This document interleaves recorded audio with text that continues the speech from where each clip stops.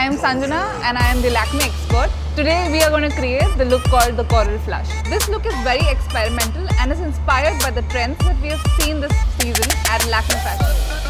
We are going to use the Kareena Kapoor Khan cheek contour in the shade Coral Diva. For the eyes, it's just going to be first tap, tap, tap, tap and then blending it out with your fingers. Next color that I'll be using is a pink lady from the same range.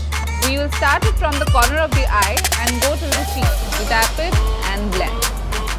To finish up this eye look, some luscious long lashes will definitely do the trick.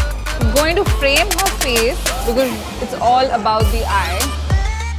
For all those who like a little shimmer, we are going to end the look with a little gold in the inner corner.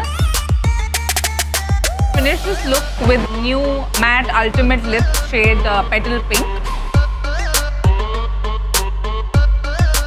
I hope you like this look, and to create this look you can get all your products from www.lakmeindia.com.